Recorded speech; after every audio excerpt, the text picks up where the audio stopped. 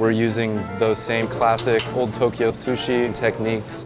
Temperatures have to be absolutely perfect. It's the key and one of the more difficult things.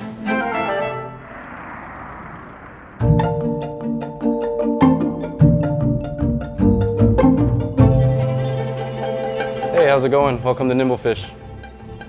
We don't have a cool story about how we came up with the name, but we do a pretty classic Edomai style sushi. Nigiri, sashimi, and teimaki is kind of the only thing we offer here. Almost all the sushi is going to be classically found in Edo Bay, but we basically take those techniques from those fish and apply them to what we get from there and what we get from here. But most of it has to do with a little bit of curing. I have to say I didn't really like most hikari-mono or shiny fish, things like mackerel, when I first started making sushi. Now it's probably one of my favorite fish. This is masaba, chub mackerel. Really fatty fish, also very traditional like Edomai style piece. This is sanma, pike mackerel. This one's coming from Hokkaido right now. Tends to be a little bit brinier and sweeter. Really short season as well. This one is kohara. Gizzard shad, very briny. This one, however, is going to have a little bit different preparation on the sujime. It's going to be a little bit heavier pickled. Sujime is the process of curing through salt and vinegar. Originally, all of the curing and preservation of the fish was more or less created because it was at a time when there wasn't refrigeration, so these things had to last longer outside at room temperature.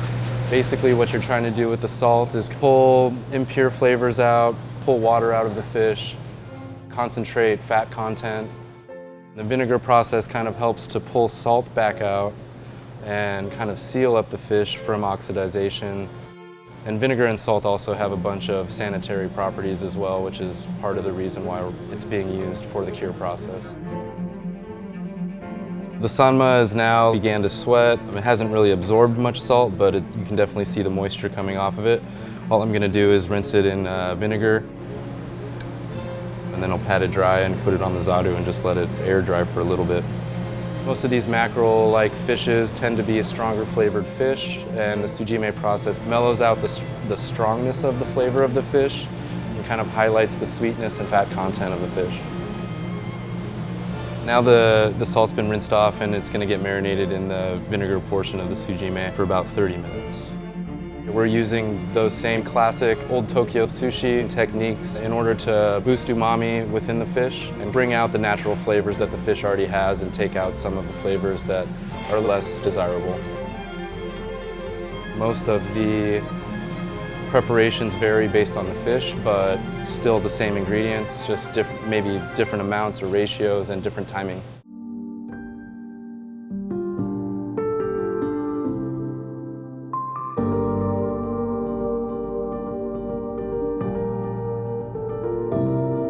Tamago is probably the first piece of sushi I had as a kid. I've always loved it. I want to say I try it everywhere I go. So when I was able to make tamago, that was a feat in itself.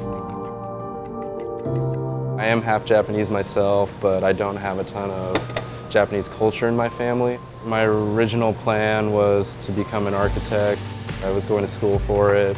When seeking out a job originally, it seemed like something that I could connect to a culture that I don't know very well. It was a part-time job and I kind of fell in love with it and eventually dropped out of school and took it on full-time.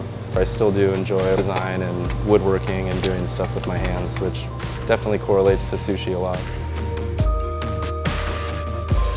One of my first jobs ever as an apprentice, just kind of got thrown to the wolves, and first thing he had me do was make tamago. I made more of a scrambled egg, and that's kind of how that went for me.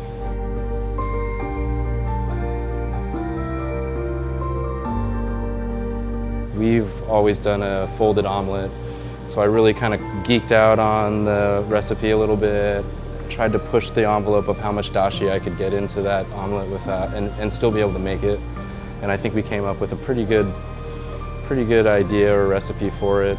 And it's still one of my favorite pieces actually to have at a sushi restaurant. For me, the most difficult part is like heat control. The whole flipping thing is what most people kind of focus on as being like the difficult part or difficult technique of making tamago. A tamago pan is not, it's a stainless steel pan with copper on the outside. It doesn't have any non-stick qualities to it, so it has to be well seasoned. Temperatures have to be absolutely perfect in order for it to not stick.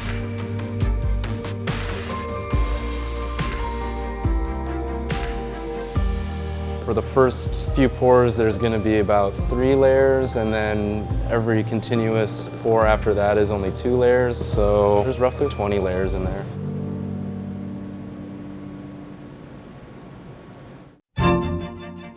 Dungeness crab is a local variety of crab native to the Northwest.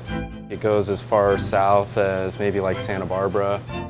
It's basically the crab that I grew up living here in Oregon, and my family was an avid scuba diving family, so we would go out pretty much every weekend and have crab right on the beach. It's got some sweetness to it. It also has a tiny little bit of bitterness to it, and if you're getting it in the good time of the season, it does have a lot of fat content as well, which lends to the sweetness.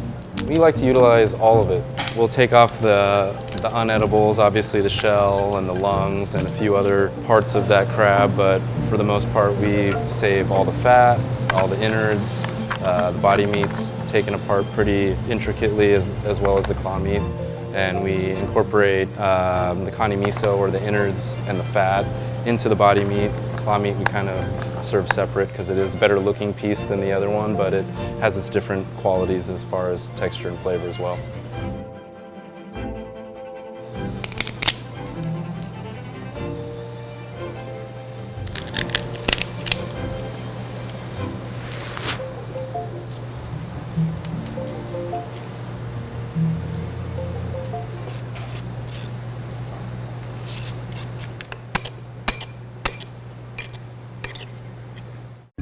This is buri, yellowtail, and what we're going to do today is get it ready for the aging process. It's been cleaned, the scales have been cut off, and basically we're going to salt it and let it sweat, and kind of like the sanma, pull out any like impure flavors or water, things that are going to help it kind of go bad in the aging process.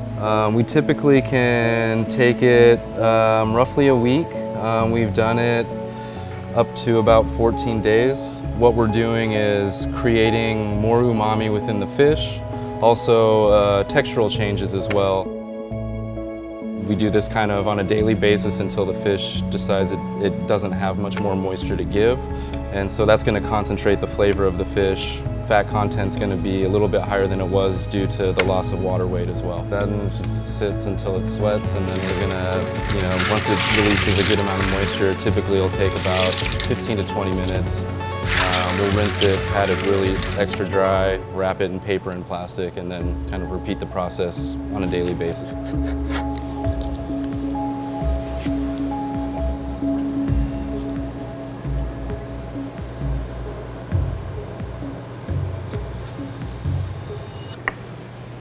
There's a lot of fish that have decent livers, but not at the size or fat content of monkfish.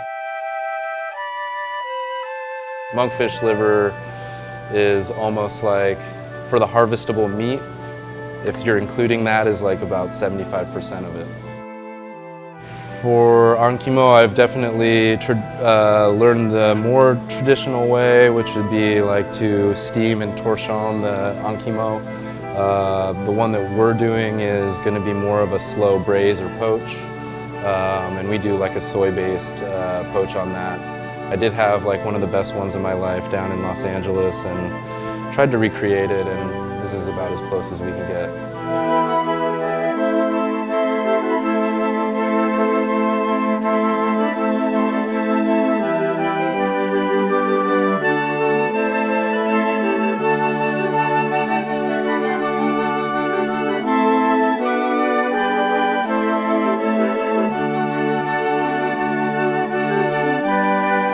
From a lot of Japanese guys, and they're not going to really tell you anything. They're just like, you have to figure it out for yourself. You can watch and figure it out.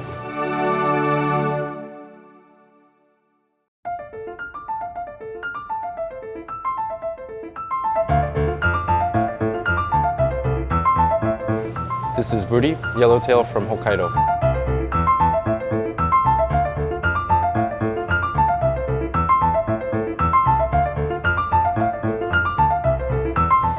Taidagai, pen-shell clam from Aichi.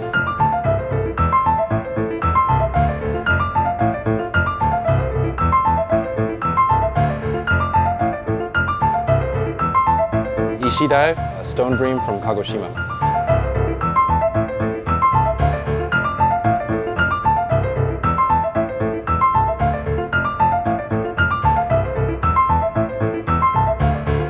Yaitogatsuo, skipjack tuna coming from Kagoshima.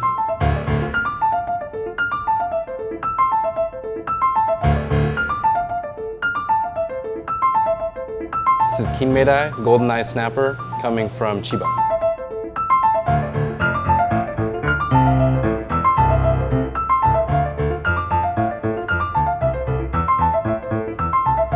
This is kani, dungeness crab coming from Washington.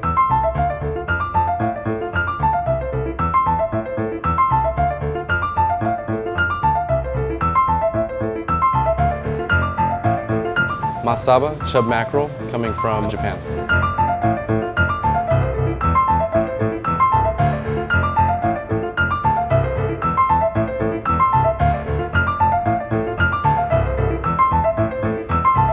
Kamatoro, fatty bluefin tuna from the collar, coming from Nova Scotia.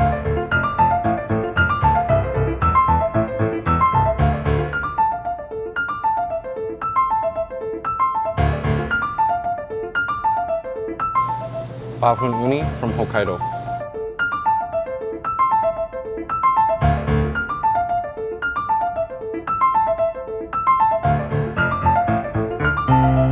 Akamizuke, a soy marinated tuna coming from Nova Scotia.